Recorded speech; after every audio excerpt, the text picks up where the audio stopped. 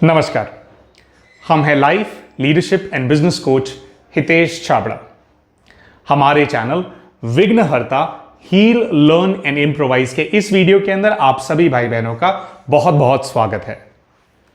हमारे आज के इस वीडियो के अंदर हम अपने लाइफ कोच बनने की जो हमारी जर्नी है, जो हमारी यात्रा है, उसको आप सभी भाई बहनों के साथ साझा करने जा रहे हैं। दोस्तों, लाइफ कोच एक ऐसे व्यक्ति होते हैं जो कि दूसरे लोगों को उनके जीवन के अंदर सही निर्णय लेने में उनकी मदद करते हैं। लाइफ कोच एक ऐसे व्यक्ति भी होते हैं जिन्होंने अपने जीवन के अंदर बहुत सारी परिस्थितियों का सामना किया होता है, बहुत सारी नाकामयाबियों को अपने जीवन के अंदर देखा होता है, फेलियर से उनकी लाइफ भरी हुई होती है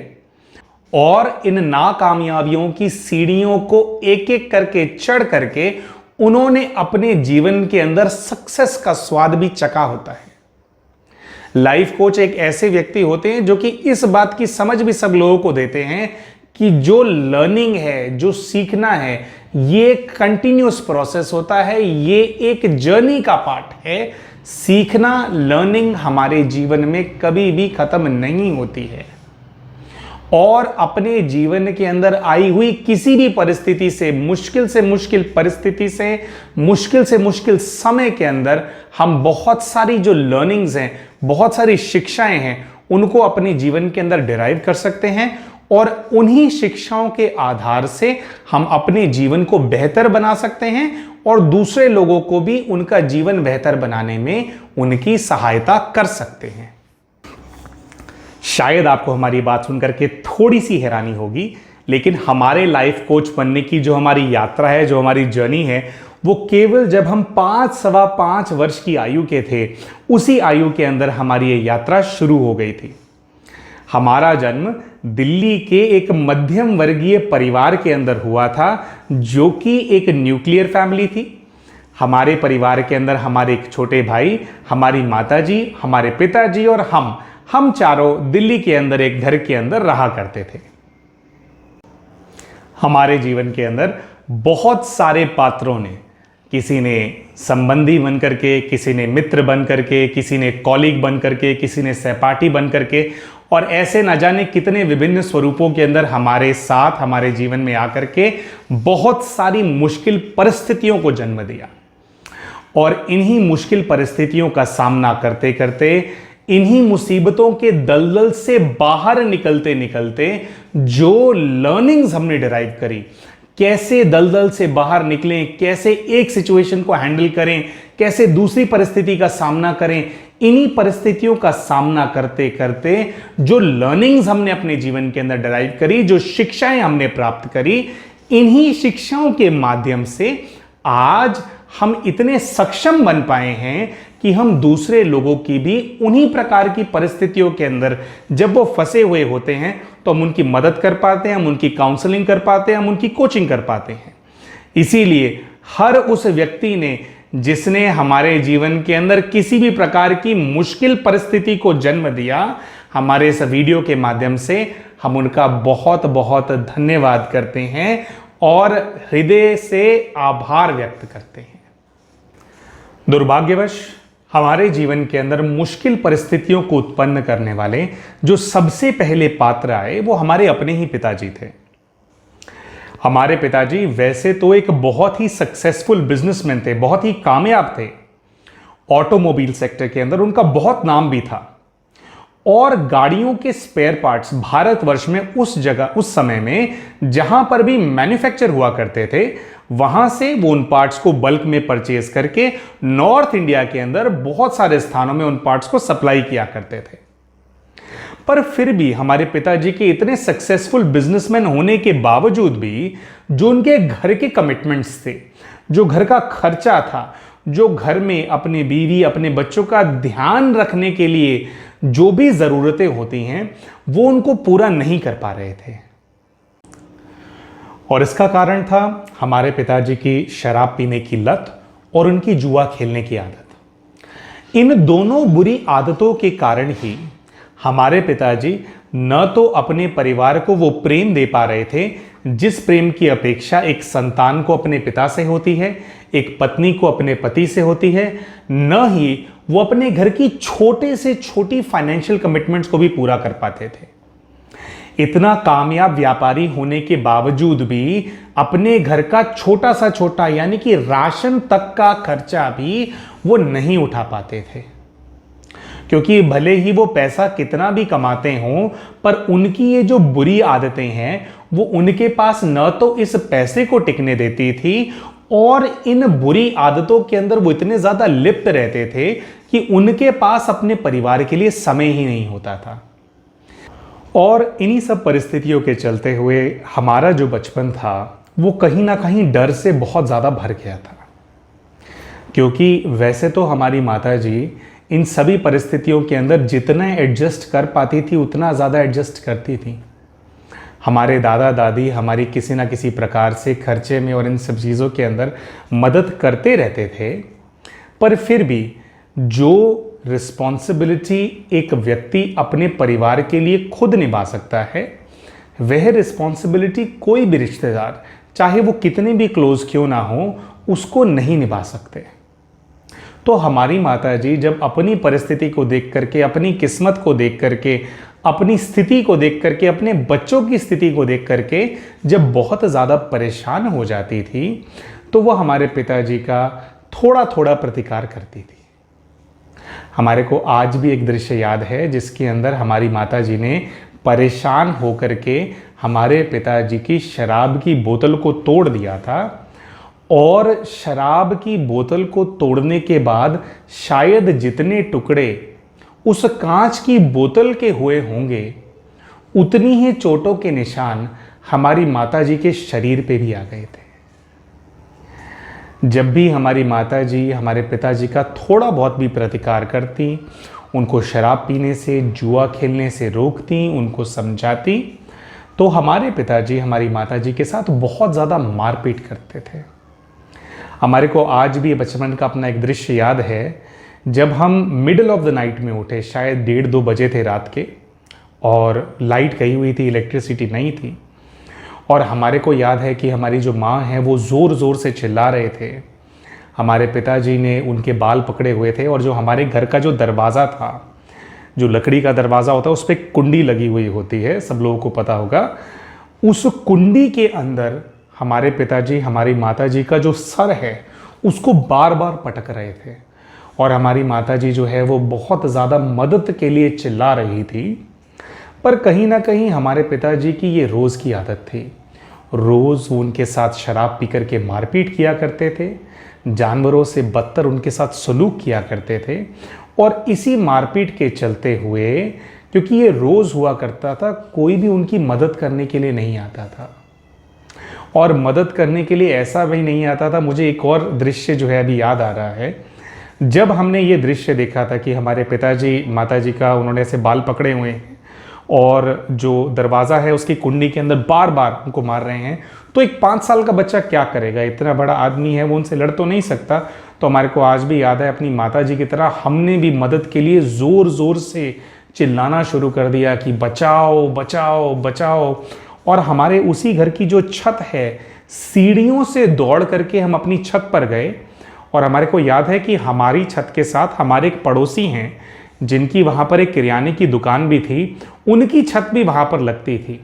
अपनी छत से उनकी छत पर हम टाप करके गए, और जो उनका पूरा परिवार है, उनका बड़ा परिवार था जो कि अपने घर के अंदर सो रहा था, और जो उनकी छत है उसके अंदर एक जंगला सा लगा हुआ था, जैसे कि पुराने टाइम में घरों के अंदर शाफ्ट टाइप का कॉन्सेप्ट बना हुआ था कि हाले ही मतलब भले ही 1 स्टोरी बिल्डिंग है, बट छत के ऊपर क्या होता था, वो लोहे के सरिये लगे होते थे ताकि जो घर है उसके अंदर वेंटिलेशन पूरा रहे। हमारे को याद है कि हम अपने घर की छत पर बचाओ बचाओ, मेरी मम्मी को बचाओ, ऐसा चिल्लाते हुए दौड़ते हुए गए और उनकी छत पर टापे, और उस शाफ्ट से हम ज़ोर ज़ोर से चिल्लाने लगे कि अंकल आप हमारी मदद करो, प्लीज़ भैया आप मेरी मदद करो, मेरे पापा मेरी मम्मी को मार देंगे, मुझे बहुत ज़्यादा मदद की ज़रूरत है, आप आओ। और उनका रिस्पॉन्स जो था वो हमारे लिए दिल दहला देने वाला था। उन्होंने दरअसल हमारे को ये रिस्पॉन्स दिया कि तेरे बाप की तो ये रोज़ की आदत है, वो आज मारपीट करेगा, तेरी मम्मी चली जाएंगी, 2 दिन बाद वापस आ जाएगी, उन लोगों ने रहना तो साथ में ही है। तो इसके अंदर हम भी कुछ नहीं कर सकते और तुम भी कुछ नहीं कर सकते। जैसे हम यहां पे सो रहे हैं, तू भी जा और जाकर के सो जा। उनके इस रिस्पॉन्स को सुन करके क्या आप अंदाजा भी लगा सकते हैं कि एक 5 साल के बच्चे के जहन के ऊपर क्या असर पड़ा होगा? वो कितना ज्यादा अपने आप को असहाय महसूस कर रहा होगा, कितना ज्यादा कमजोर महसूस कर रहा होगा कि उनके सामने उनको जन्म देने वाली उनकी माता के साथ जानवरों से भी बदतर सलूक हो रहा है और वो कुछ भी नहीं कर पा रहा,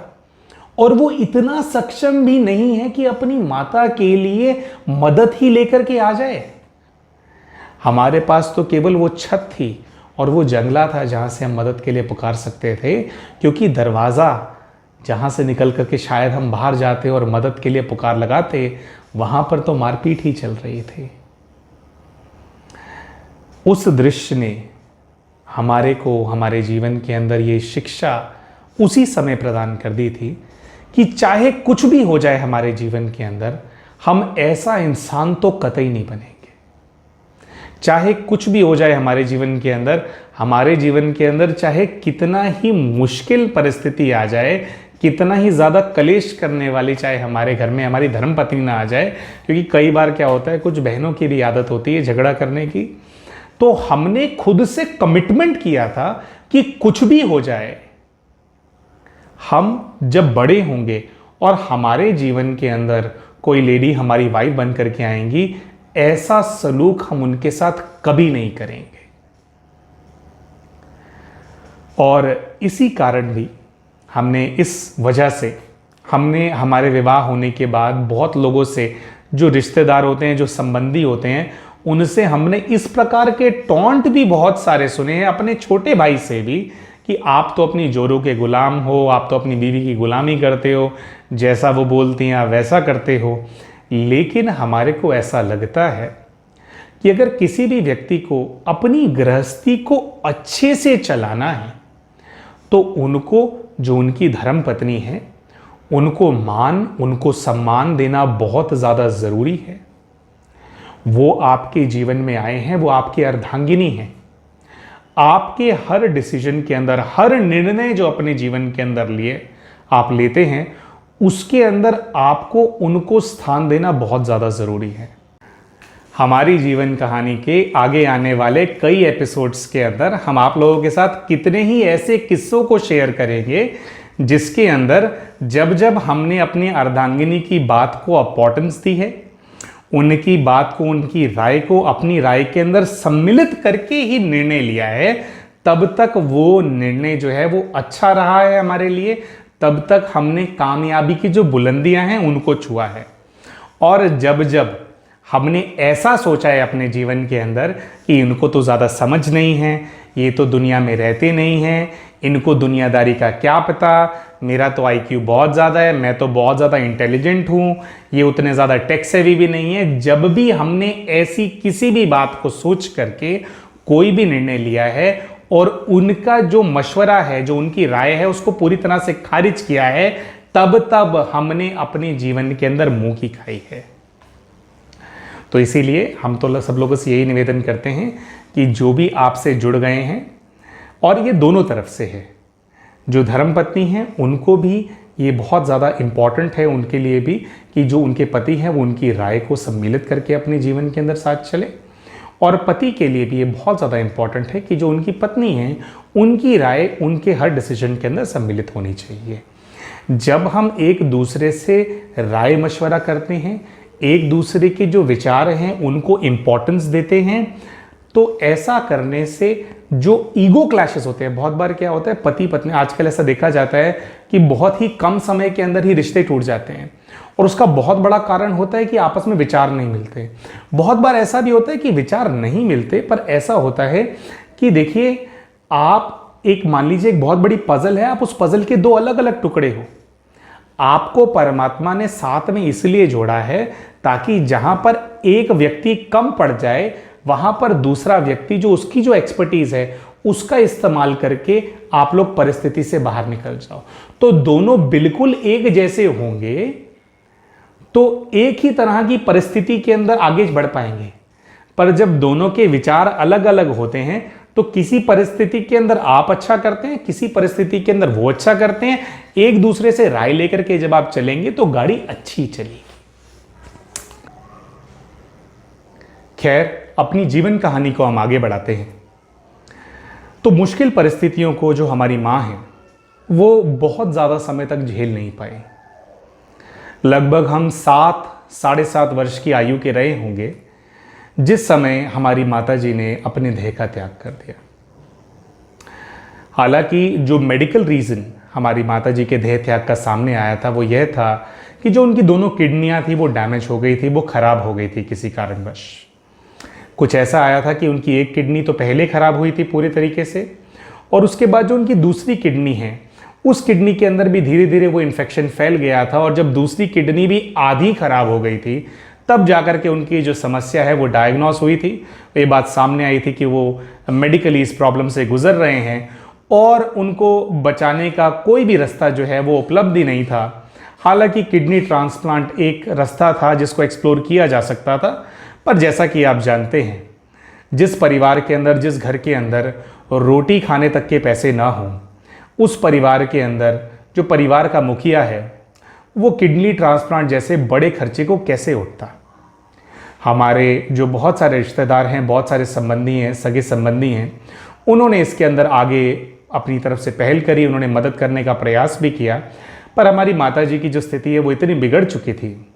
और कहीं ना कहीं हमारे को ऐसा लगता है कि जो हमारी माताजी हैं, जो उनकी आत्मा है, वो इस कैद से, इस टॉर्चर से वैसे भी वो आज़ादी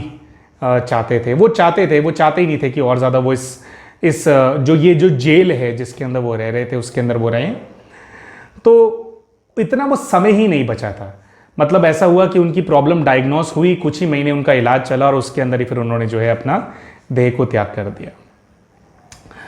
तो जब हमारी माताजी गुजरी उस समय हम लगभग 7 वर्ष की आयु के थे, और हमारे जो छोटे भाई हैं उनकी आयु केवल 2 या 2.25 वर्ष थी।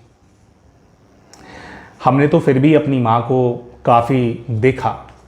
और आज भी हमारे को हमारी माताजी याद हैं, उनसे जुड़े हुए कई किस्से, उनका चेहरा, सब कुछ याद है। पर हमारे को ऐसा लगता है कि जो हमारे छोटे भाई हैं वो तो अपनी माँ का साथ उतना भी अनुभव नहीं कर पाए कि शायद वो उनका चेहरा भी याद रख सकें। तो उस 7-7.25 साल की जो हमारी आयु थी, उस आयु के अंदर ही हमें एक माँ और एक पिता का जो रोल है उसको निभाना पड़ा। हमारे इतने कम वर्ष की आयु के अंदर ही जब हमारी माताजी गुजर गए तो हमारे लीडर बनने की ट्रेनिंग कहीं ना कहीं उसी उम्र में स्टार्ट हो गई, क्योंकि 7.5 साल की उम्र का वो लड़का ये बात बहुत अच्छे से जानता था कि जो उसके पिता हैं उनकी वो मानसिक अवस्था नहीं है कि वो जो उसका 2 साल का छोटा भाई है ना उसका ख्याल रख पाएंगे, उसको एक अच्छा इंसान बना पाएंगे, उसकी अच्छे से पालना कर पाएंगे, उसकी अपब्रिंगिंग अच्छे से कर पाएंगे। इसीलिए इतनी कम आयु के अंदर ही हमने बड़े लोगों की तरह सोचना शुरू कर दिया था। बहुत ही कम उम्र के अंदर हम बहुत जल्दी मैच्योर होना स्टार्ट हो गए थे। हालांकि माताजी के चले जाने की वजह से एक बहुत बड़ी गाज हमारे सर के ऊपर गिर गई थी, हमारे छोटे भाई के ऊपर भी गिरी थी, पर खैर वो उस उम्र के अंदर थे जिस उम्र के अंदर आपको कुछ समझ ही नहीं होती है। पर फिर भी हमारे जीवन के अंदर एक देवी स्वरूप, एक दूसरी महिला आए, हमारे दादी माँ हमारे जीवन के अंदर आए, जिन्होंने अगले कुछ वर्षों तक हम दोनों भाइयों का ध्यान रखा। हालांकि हमारे पिताजी की आदतों से हमारी दादी, हमारे दादा और उनका बाकी का जो परिवार था वो इतने ज़्यादा परेशान थे कि कोई भी उनके साथ नहीं रहता था। पर क्योंकि हमारी माताजी गुजर गई थी और अपने पोतों को इस दुख के अंदर अकेला हमारे दादा दादी नहीं छोड़ना चाहते थे, इसीलिए उन्होंने हमें अपने घर में अपने साथ रखना शुरू कर दिया। क्योंकि हम उनके घर में उनके साथ रहने लगे तो हमारे पिताजी भी साथ में रहने लगे। फिर जिस प्रकार का कलेश, जिस प्रकार का गाली गलौज हमारे पिताजी हमारी माताजी के साथ करते थे, उसी प्रकार का मुश्किल माहौल उन्होंने हमारी दादी माँ के घर के अंदर उत्पन्न करना शुरू कर दिया। हालांकि हमारे पिताजी के अंदर इतनी हिम्मत तो नहीं थी कि वो हमारे दादा दादी के साथ मारपीट करे, पर गाली गलौज करना, दिन रात शराब पीना, दिन रात उल्टा सुल्टा बोलना और एक बहुत ही बुरा घर के अंदर माहौल को क्रिएट करके रखना, इस प्रकार की परिस्थिति जो है हमारे पिताजी ने उसको जारी रखा। तो कहीं ना कहीं जो हमारी माँ थी वो तो इस कैद से आज़ाद हो गई थी, पर हमारा भाई, हम आज भी उस जेल के अंदर बंद थे और हमारी वजह से जो हमारी बाकी की एक्सटेंडेड फैमिली थी वो भी इस जेल के अंदर बंद हो गई थी, इस कैद हो गई थी। तो हमारे माताजी के देहांत के बाद हमारी दादी माँ ने बहुत ही अच्छे से हमारा और हमारे भाई का ख्याल रखना शुरू कर दिया था। पर जैसा कि कहते हैं कि जब मुसीबतों ने आपको ढूंढना होता है तो आप दुनिया के किसी भी कोने में जाकर के छुप जाओ, जो मुसीबतें हैं वो आपको ढूंढ लेती हैं। आप कितना ही तेज क्यों ना दौड़ लो, जो मुसीबतें होती हैं वो भी आपके पीछे ना उतनी ही गति से, जितनी गति से आप दौड़ रहे होते हैं ना, उतनी ही गति से आपके पीछे पीछे दौड़ रही होती हैं, और जैसे ही आप रुकते हैं वैसे ही धप करके आपको पकड़ लेती हैं। तो हमारी माताजी के देहांत होने के लगभग 6 महीने बाद हमारे साथ कुछ एक ऐसा किस्सा हुआ जिसकी वजह से हमारे जीवन के अंदर एक परमानेंट डिसेबिलिटी आ गई। और उस परमानेंट डिसेबिलिटी आने के बाद, माने आज तक वो डिसेबिलिटी हमारे साथ है, क्योंकि है ही परमानेंट और मरते दम तक हमारे साथ रहेगी। और ये जो किस्सा हमारे जीवन के अंदर हुआ, इस किस्से का हमारे अपने पूर्व जीवन से एक बहुत ही गहरा संबंध है, और उस संबंध को हमने साक्षी होकर के देखा भी है अपने रिग्रेशन के सेशन के दौरान। तो इसी सीरीज की एक वीडियो के अंदर वो किस्सा भी शेयर करेंगे, कैसे वो कोरिलेटेड है। बहरहाल किस्सा शेयर करते हैं। तो था कुछ ऐसा कि हमारे को छोटे होते हुए बारूद के साथ खेलने का बहुत ज़्यादा शौक था। यानी कि जो पटाखे हम लोग खरीद करके लाते हैं, उन पटाखों के अंदर से जो बारूद निकलता है, जो पाउडर निकलता है, जो ज्वलनशील होता है, उसके साथ बहुत सारे एक्सपेरिमेंट्स करने का हमारे को बहुत ज़्यादा शौक था। तो ऐसे ही एक दिन था और हमारे मन के अंदर खुराफात जागी, दिवाली आने वाली थी। तो हमने सोचा कि एक बहुत बड़ा ब्लास्ट करके देखेंगे, एक एक्सपेरिमेंट करके देखेंगे कितना बड़ा ब्लास्ट होता है। शुरू से ही जो टीवी के ऊपर कार्टून्स आते हैं, जो ज़्यादा वायलेंट कार्टून्स आते हैं या वायलेंट ऐसे शोज आते हैं, वही देखने का हमारे को शौक था। छोटे होते हुए भी, 8 वर्ष की उम्र के अंदर भी हम छोटे बच्चों वाले कार्टून जैसे टॉम एंड जेरी या जो भी क्यूट कार्टून्स होते हैं, ऐसे कोई भी कार्टून भी नहीं देखा करते थे।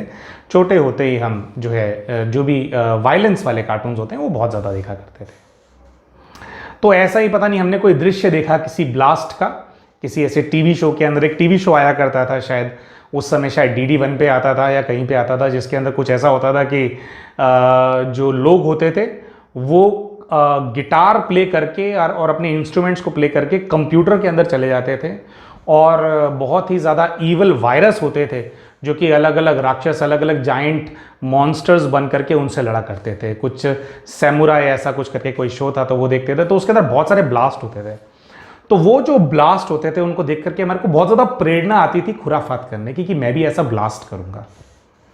तो ऐसे ही ब्लास्ट करने के एक संकल्प के साथ हम अपने दादाजी के पास पहुँच जाते हैं, उनसे अपनी जेब खर्ची लेते हैं, उनको कहते हैं कि हमारे को पैसों की ज़रूरत है, हमारे को कुछ खिलौने खरीद करके अपने लिए लेके जाने हैं।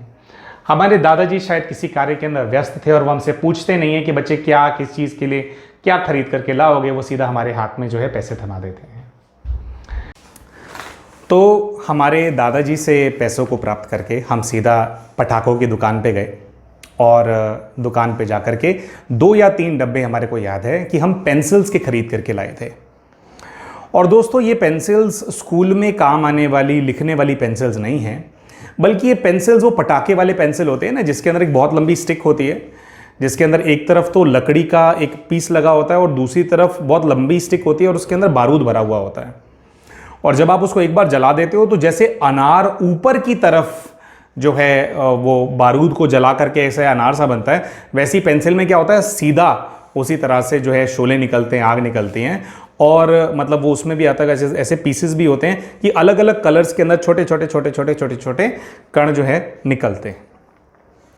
तो ऐसे ही पेंसिल्स के, ऐसे ही बारूद के हम जो है 2 से 3 डब्बे खरीद करके लेकर के आ गए।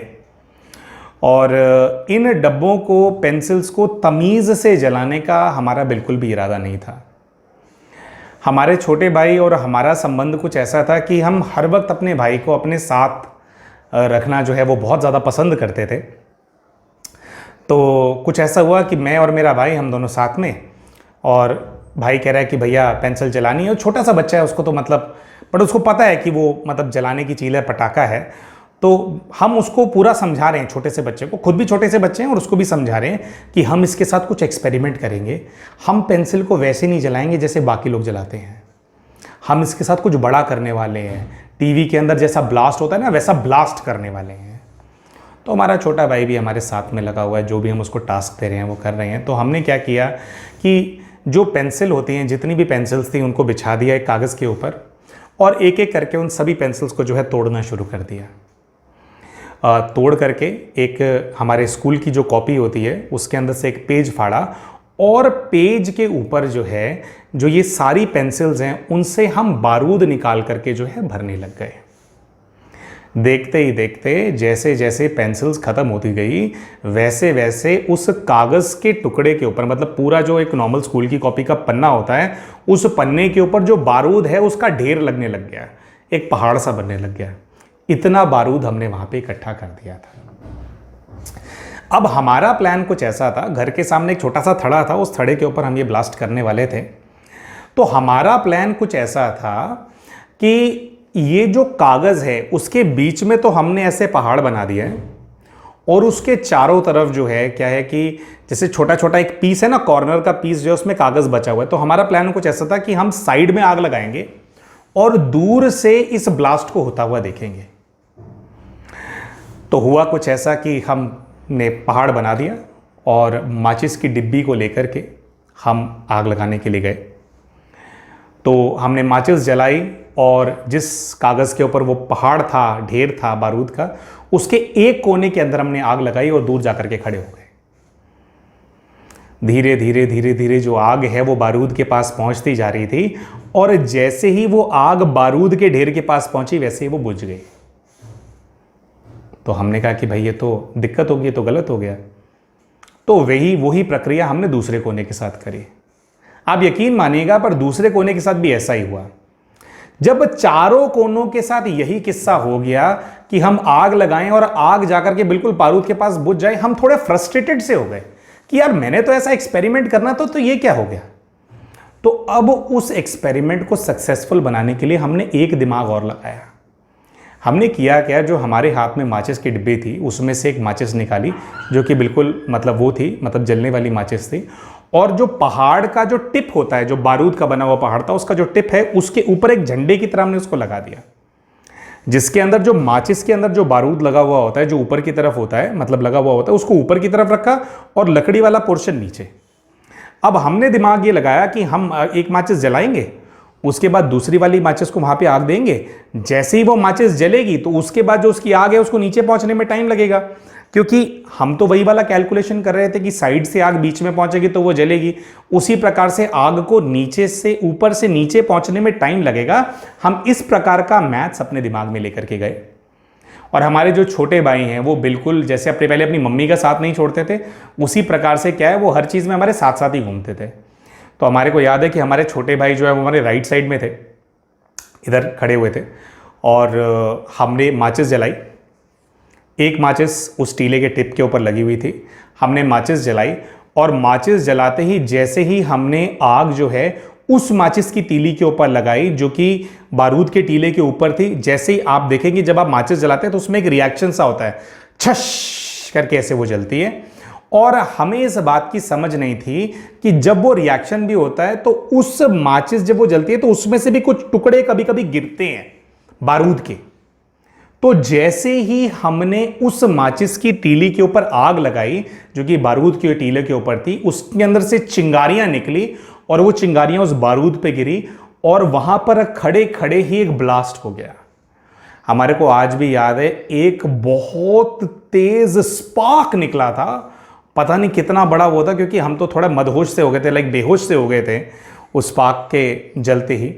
जैसे ही वो ब्लास्ट हुआ, पता नहीं कैसे जैसे एक रिफ्लेक्स एक्शन होता है, तो हमारा भाई जो हमारे राइट साइड में खड़ा था, हमने अपने एक हाथ से उसको धकेला और वो पीछे जाकर के गिरा और वो बारूद के इंपैक्ट से बच गया। और हमने अपने चेहरे को ऐसे ढक लिया दूसरे हाथ से। This was all reflex action. हमने ऐसा प्लान नहीं किया कि ऐसे हो, अचानक से ही पता नहीं कैसे, जैसे परमात्मा ने बचाना भी होता है बच्चों को, तो वो पीछे जाकर के गिरा और हमने जैसे अपना हाथ यहां पे रखा, तो जो हमारा लेफ्ट साइड का, जो हमारा चेहरे का जो हमारा पोर्शन है, जो हमारी लेफ्ट आई है, इसकी आईब्रोज, इसकी आईलिड्स और पूरी आंख और ये जो हमारा पूरा आधा चेहरा है, ये बुरी तरह से उस बारूद से जो आग के शोले निकले थे उसके अंदर झुलस गया। और ये जैसे कि ये पलके और ये सब कुछ तो उड़ी गई और इमीडिएटली हमारे को ऐसा आभास हुआ, हालांकि उस समय तो नहीं हुआ क्योंकि वो जल गया था। फिर दौड़ते हुए हम अपनी दादी के पास गए और घर के अंदर गए और उन्होंने जो घरेलू उपचार है फटाफट वो किया और उसके बाद हमारे को डॉक्टर के पास लेकर के जाया गया, क्योंकि हम थोड़े ट्रॉमा में, सदमे में चले गए थे इस किस्से के होते ही। तो जैसे ही ये हमारे साथ हुआ था, तो एक्चुअली में क्या हुआ था, जो हमारी लेफ्ट आई है, जो हमारी बाईं आंख है, इसके अंदर कुछ इंटरनली कुछ डैमेज हो गया था। और जो भी नस या जो भी चीज़ हमारी लेफ्ट आई के अंदर डैमेज हो गई, उससे कुछ इस प्रकार का प्रभाव हमारी लेफ्ट आई के ऊपर आ गया कि हम अगर चश्मा भी पहने या नहीं भी पहने, कुछ भी हो, जो हमारी लेफ्ट आई है उससे हमारे को पूरा दिखाई नहीं देता है। तो पार्शियली हमारी जो लेफ्ट आई है वो डैमेज हो गई। तो दिखता है, हर चीज़ का परसेप्शन है, हमारे को पता है कि कौन सी चीज़ कहाँ पे कैसे है, पर नॉर्मल आँख की तरह जैसे आप चीज़ों को देखते हो वैसा हमारे को दिखाई देना लेफ्ट आई से बंद हो गया।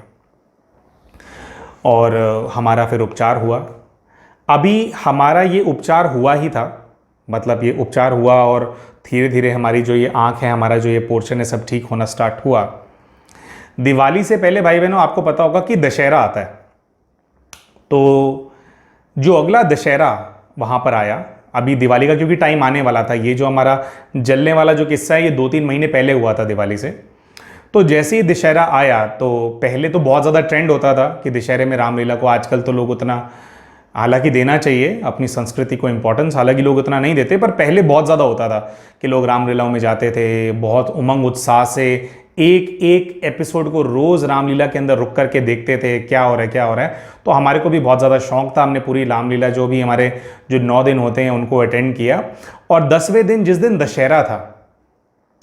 उस दिन अभी भी ये जो बॉम्ब्स का जो ऑब्सेशन था, हमारे को बारूद से हमारा जो ऑब्सेशन था, आंख खराब हो गई है, आधा चेहरा जल गया है और अभी भी आईब्रोज आईलिड्स ठीक से वापस नहीं आई थी, बर्न मार्क्स थे चेहरे के ऊपर, इलाज चल रहा था। बट फिर भी हमारी क्यूरोसिटी इतनी ज़्यादा थी कि दशहरे के अंदर जहाँ पर रावण खड़ा होता है, तो भीड़ में सबसे आगे जो है हम ही वहाँ पर खड़े हुए थे। इमेजिन कीजिए, 8.5-9 साल का बच्चा भीड़ के अंदर सबसे आगे खड़ा हुआ, अभी रावण फटने वाला है। और वही बात कि मुसीबतें अभी पीछा नहीं छोड़ना चाह रही थी। तो कुछ ऐसा हुआ उस दिन कि एक हादसा सा हो गया। जब रावण को जलाया गया तो उसमें क्या होता है कि चारों तरफ से जो है रस्सियों से रावण बंधा हुआ होता है और रावण जो है उसके अंदर बहुत सारे बॉम्ब्स जो हैं वो फटते रहते हैं, मतलब दिवाली के पटाखे, गोले बम और ये सब उसके अंदर फटते रहते हैं। पर क्या है कि उसको बैलेंस करके रखा जाता है। पर हमारे केस के अंदर कुछ ऐसा हुआ कि जब वो रावण फटना शुरू हुआ तो उस रस्सी का कुछ ऐसा मिसमैनेजमेंट हो गया कि पूरा जलने से पहले ही रावण जो है वो भीड़ की तरफ गिर गया। और जब रावण भीड़ की तरफ गिरा तो हालांकि उसने हमारे को कवर तो नहीं किया, पर जो उसका हेड था रावण का, उसके अंदर जो बॉम्ब्स थे, जो हेड था वो पूरी तरह से इंटैक्ट था। और जब वो हमारे पास गिरा तो जो उसके जो सर के अंदर जो बॉम्ब्स थे वो बिल्कुल हमारे सामने फटने शुरू हुए। और हुआ कुछ ऐसा कि सब लोग पीछे की तरफ भागे और हम घबरा करके जैसे इस तरफ बैठे तो जो हमारा लेफ्ट ईयर है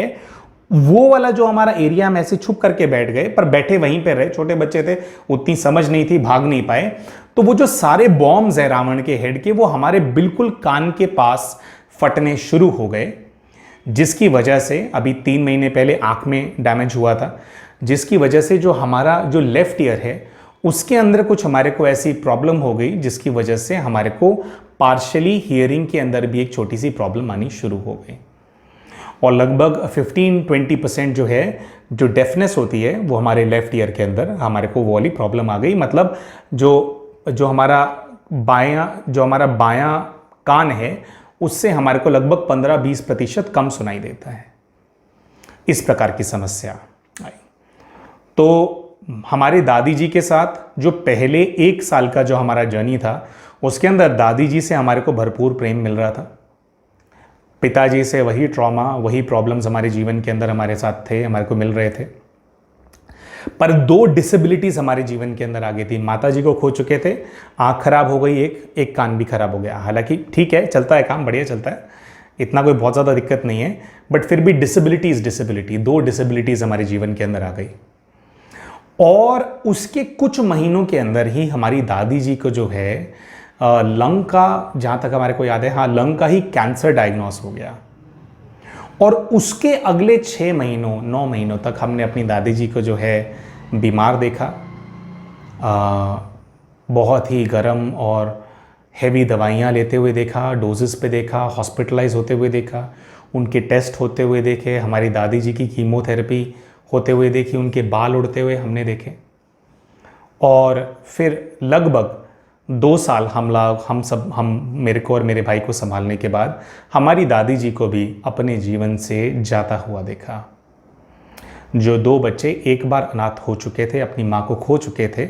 उन्हीं 2 बच्चों ने एक बार और अपनी माँ को खो दिया था।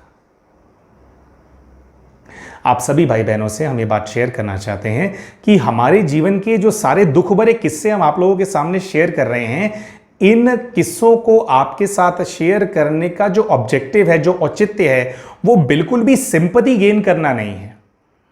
क्योंकि अपने जीवन के अंदर हम कभी भी बेचारा बन करके हमने अपने जीवन को नहीं जिया है। हमने अपने जीवन को बहुत ही हिम्मत के साथ जिया है। इन सभी किस्सों को आप सभी भाई बहनों के साथ शेयर करने का हमारा यह भाव है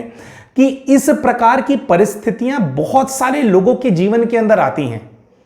पर क्योंकि ये परिस्थितियां आपके जीवन के अंदर आ रही हैं, जिसके अंदर फैमिली के अंदर टर्मोइल है, पिता है जो कि आपका ध्यान नहीं रखता, आप गाली गलौज, आप ऐसे माहौल के अंदर आप लोग बड़े हो रहे हैं, आपके जीवन के अंदर डिसेबिलिटी आ गई है और 100 तरह की परेशानियां लोगों के जीवन के अंदर आती है। पर किसी भी चीज की वजह से जो जीवन है वो रुकता नहीं है। और जो हमारा जीवन है, अगर हम लोग हिम्मत रखें, अगर हम धैर्यता रखें, तो वो अपना रास्ता जरूर निकालता है। यकीन मानिएगा दोस्तों, ऐसी ऐसी चीजों को हमने अपने जीवन के अंदर फेस किया है। कितने सारे लोग तो इमेजिन भी नहीं कर सकते कि हम आज जीवित भी हैं, या आज एज अ मोटिवेशनल स्पीकर हम लोगों को मोटिवेट कर पाते हैं, लेक्चर्स दे पाते हैं, एक कोच की तरह दूसरे लोगों के जीवन के अंदर अच्छा मतलब कुछ कंट्रीब्यूट कर पाते हैं। लोग कहते हैं कि आप कैसे कर पाते हैं सब कुछ। ये सब कुछ हम इसीलिए कर पाते हैं क्योंकि हमने हार नहीं मानी किसी भी परिस्थिति से। क्योंकि परिस्थिति को अगर हम साक्षी बनकर के एक परिस्थिति की तरह देखने लग जाते हैं कि हाँ ये चीज हो रही है, ये बस एक पार्ट ऑफ लाइफ है, एक फेज ऑफ लाइफ है और मैं इससे बाहर निकल जाऊंगा, तो आप उससे बाहर निकल जाते हैं। तो जब भी आप किसी एक्सपर्ट के पास अपनी काउंसलिंग कराने के लिए जाते हैं, आप ये जानना चाहते हैं कि आपकी परिस्थिति से आप कैसे बाहर निकलें या अपनी परिस्थिति को, अपनी सिचुएशन को आप कैसे हैंडल करें, तो आप उसके अंदर एक एक्सपर्ट की राय जानना चाहते हैं कि वो क्या कहते हैं, वो कैसे इस सिचुएशन को देखते हैं। तो बहुत बार एक्सपर्ट्स आपसे ये वाक्य कहते हैं, आपको ये कहते हैं कि हम समझ सकते हैं कि आप किस दुख को झेल रहे हैं, आप क्या फील कर रहे हैं, हम इस बात को समझ सकते हैं। पर सही मायने में वो आपकी परिस्थिति को नहीं समझ सकते, क्योंकि उन्होंने खुद इस प्रकार की परिस्थिति को अपने जीवन के अंदर फेस नहीं किया। हालांकि बहुत सारे ऐसे एक्सपर्ट्स होते हैं जिन्होंने इन परिस्थितियों को फेस नहीं किया, पर फिर भी उन्होंने बहुत सारे ऐसे केसेस को देखा होता है, उन्होंने बहुत सारी केस स्टडीज की होती हैं, बहुत सारी पढ़ाई पढ़ी होती है, किताबों से ऐसा बहुत सब कुछ पढ़ा होता है और उसके आधार पर वो आपको गाइड करते हैं कि आपको क्या करना चाहिए। पर जब भी कोई हमारे पास काउंसलिंग के लिए आता है, कोई हमसे जुड़ते हैं या हमारी राय लेते हैं, तो as an expert life coach हम उनको इसीलिए गाइड कर पाते हैं क्योंकि हमारे अपने जीवन के अंदर इस प्रकार की न जाने कितनी परिस्थितियों को हमने देखा है और कितनी परिस्थितियों को हराया भी है। तो अपने जीवन कहानी के इस सीरीज के आगे आने वाले एपिसोड्स के अंदर अपने जीवन के अंदर आई हुई अनेक परिस्थितियों को हमने कैसे फेस किया, कैसे उनको पार किया और उन परिस्थितियों से क्या शिक्षाएं हमने अपने जीवन के अंदर ग्रहण करी, जिन शिक्षाओं के आधार से हम दूसरे लोगों की मदद भी करते हैं, इसको हम अपने आने वाले एपिसोड्स के अंदर आप सभी भाई बहनों के साथ शेयर करते रहेंगे। हमारे आगे आने वाले एपिसोड्स के अंदर कुछ किस्से हैं जिनके बारे में थोड़ा सा जिस्ट हम आप लोगों को देना चाहते हैं हमारी जीवन कहानी के। और वो किस्से कुछ ऐसे हैं कि एक जैसे अभी तक आपने हमारी कहानी के अंदर देखा कि हमारा एक परिवार पहले ख़त्म हुआ और उसके बाद फिर हम अपने दादा दादी के साथ रहने लगे और उस परिवार के अंदर भी कई सारी समस्याएं हमारे सामने आई। और फिर जब हमारी दादी जी भी चले गए तो फिर आगे हमारा क्या हुआ, आगे हमारे भाई का क्या हुआ, कैसे हम लोग संभले, क्या किसी और ने हमारे को संभाला या खुद ही हमारे को कुछ काम करना पड़ा, किस प्रकार से हमने पढ़ाई करी, किस प्रकार से हमने अपना खर्चा चलाया, किस प्रकार से रोटी खाई, कैसे रोटी कमाई, इसके किस्से को भी हम अपने आने वाले एपिसोड के अंदर शेयर करने वाले हैं। और कुछ किस्से हैं जिनको हम और शेयर करेंगे और लड़कों की तरह या और उन बच्चों की तरह जो कि इमोशनली बहुत ज़्यादा वीक हो जाते हैं या जिनको अपने इमोशंस को शेयर करने के लिए एक दूसरा कंधा चाहिए होता है। तो और बच्चों की तरह हमारा भी एक वन साइडेड लव में पड़ जाने का एक चैप्टर है हमारी लाइफ का, उस चैप्टर को भी शेयर करेंगे और उस चैप्टर के अंदर फंस करके हमने क्या गलतियां करी और बाद में हमने उससे क्या शिक्षा ली, ये भी आप सभी भाई बहनों से हम शेयर करने वाले हैं। और वहां से अपने सच्चे प्रेम तक पहुंच जाना और हमारी वाइफ का हमारे जीवन में आ जाना, ये भी एक चैप्टर है। हमने काम कैसे किया, पढ़ाई कैसे पूरी करी, किस तरह से नौकरी करी, किस तरह से अपना बिजनेस स्टार्ट किया, किस तरह से अपने बिजनेस को स्टार्ट करने के लिए एज एन एंटरप्रेन्योर हमने फंड्स को रेज किया, फंड रेजिंग किया। और एक चैप्टर जिसके अंदर हमारे को जेल भी जाना पड़ा। तो अपने जीवन के इन्हीं सभी चैप्टर्स को अपने आने वाले एपिसोड्स के अंदर हम आप सभी के साथ शेयर करते रहेंगे। तब तक के लिए आपका हमारे इस वीडियो को देखने के लिए बहुत बहुत धन्यवाद। अगर आप हमसे लगातार जुड़े रहना चाहते हैं और हमारे आने वाले वीडियोस के अपडेट्स को रेगुलरली प्राप्त करना चाहते हैं और हम अलग अलग समय पर बहुत सारी तरह की ट्रेनिंग्स भी भाइयों और बहनों के लिए ऑर्गेनाइज करते रहते हैं, बहुत सारे सेशंस ऑर्गेनाइज करते रहते हैं जूम के अंदर। इन सेशंस की जानकारी भी अगर आप हमसे प्राप्त करना चाहते हैं तो आप हमारे व्हाट्सएप ग्रुप को ज़रूर ज्वाइन कीजिए। हमारे व्हाट्सएप ग्रुप को ज्वाइन करने का जो हमारा लिंक है वो हमारे इसी वीडियो के डिस्क्रिप्शन के अंदर हम आप भाई बहनों को देने वाले हैं। और इसी जो वीडियो का हमारा डिस्क्रिप्शन है उसके अलावा जो पिंड कमेंट होता है उसके अंदर भी हमारा जो व्हाट्सएप ग्रुप है उसका लिंक हम सभी भाई बहनों से शेयर करने वाले हैं। इसके अलावा